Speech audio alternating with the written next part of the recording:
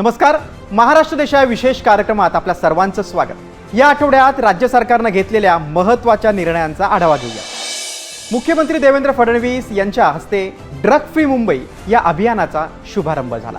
Drug free Maharashtra आणि drug free Bharat घडवण्याचा सामूहिक निर्धार करण्याचं आवाहन मुख्यमंत्र्यांनी केले.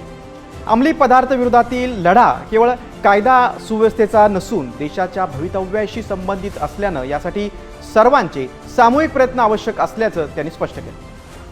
कॉलेजेसच्या आजूबाजूला, शाळांच्या आजूबाजूला जे लोक अशा पद्धतीने विक्रीचा प्रयत्न करतात त्यांना जेरबंद करणं आणि त्यांचे लिंकेजेस शोधून काढून त्यांचे जे आका आहेत त्या आकांना त्या ठिकाणी त्या छेद अशा पद्धतीनं सगळ्यांनी मिळून जर आपण काम केलं तर माझा विश्वास आहे पुढच्या काही 2, 3, 4 वर्षामध्ये आम्ही ड्रग फ्री मुंबई तयार करू आणि ड्रग फ्री भारत देखील तयार करू. पुण्यातील वाहतूक कोंडी सोडवण्यासाठी HCMTR अंतर्गत रिंग रोड आणि बोगद्यांचं जाळं हे 3 प्रकल्प वेगाने राबवण्याचे निर्देश मुख्यमंत्र्यांनी दिले. सुमारे 43 किलोमीटरचा HCMTR प्रकल्प 2028 पर्यंत पूर्ण करण्याचं तसंच रिंग रोडसाठी खासगी भूसंपादनात रोख मोबदला देण्याचा आणि शासकीय जमिनींसाठी एकत्रित शासन निर्णय काढण्याचे आदेश त्यांनी बैठकीत दिले. या दरम्यान शहरात 3 ठिकाणी बोगदे तयार करण्याचेही प्रस्तावित आहे. या बैठकीला उपमुख्यमंत्री एकनाथ शिंदे आणि उपमुख्यमंत्री सुनेत्रा पवार याही उपस्थित होते.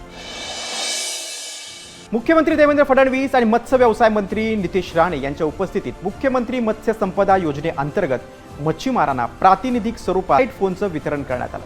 खोल समुद्रात मासेमारी करणाऱ्या मच्छीमारांची सुरक्षितता बळकट करण्यासाठी, आपत्कालीन मदत मिळवण्यासाठी आणि हवामानाचा अंदाज वेळेवर मिळावा यासाठी ही सुविधा उपलब्ध करून देण्यात येते. मच्छीमार सुरक्षा प्रथम धोरणाअंतर्गत राबवलेल्या या उपक्रमामुळे राज्यातील मत्स्य व्यवसाय अधिक आधुनिक आणि सुरक्षित होणार आहे.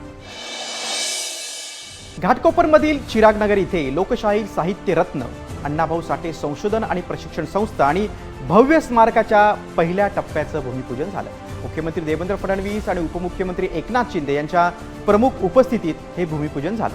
हे स्मारक वंचित, कष्टकरी आणि उपेक्षित समाजाच्या संघर्षाचं जिवंत प्रतीक ठरेल असा विश्वास मुख्यमंत्र्यांनी यावेळी व्यक्त केला. या महत्त्वाकांक्षी प्रकल्पासाठी सुमारे 300 कोटी रुपयांची तरतूद करण्यात आली. निधीची कमतरता भासू दिली जाणार नाही असं उपमुख्यमंत्री एकनाथ शिंदेंनी स्पष्ट केलं. स्मारकाच्या उभारणीदरम्यान स्थानिक नागरिकांच्या पुनर्वसनाला सर्वोच्च प्राधान्य देण्यात आले.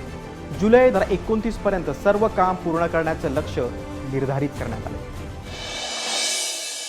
कोल्हापूर आणि सांगलीचा पूर प्रश्न सोडवण्यासाठी 3200 कोटी रुपयांच्या मिशन MRDP प्रकल्पाची तयारी पूर्ण झाली. महाराष्ट्र शासन आणि जागतिक बँकेच्या या संयुक्त प्रकल्पाद्वारे कृष्णा, पंचगंगा नद्यांची वहन क्षमता वाढवणं, पाणी साठवणूक आणि पर्जन्य जल निचरा यंत्रणा सक्षम केली जाणार आहे. त्यामुळे कोल्हापूर, सांगली आणि इचलकरंजी शहराला दीर्घकालीन पूर प्रतिरोधक सुरक्षा मिळून पूर समस्येवर कायमस्वरूपी तोडगा निघणार आहे. ठाणे येथील 900 खाटांच्या अत्याधुनिक जिल्हा सामान्य आणि सुपर स्पेशालिटी रुग्णालयाचं काम फास्ट ट्रॅक पद्धतीने पूर्ण करण्याचे निर्देश उपमुख्यमंत्री एकनाथ शिंदेने दिले. मंत्रालयातील आढावा बैठकीत त्यांनी वीज जोडणीची कामं तातडीनं मार्गी लावण्यासाठी तसंच यंत्रसामग्री खरेदी आणि 1078 नवीन पदांची भरती प्रक्रिया गतिमान करण्याबाबत संबंधित अधिकाऱ्यांना सूचना केली. याद्वारे ठाणे पालघर वासियांना अत्याधुनिक वैद्यकीय सुविधा मिळणार आहे.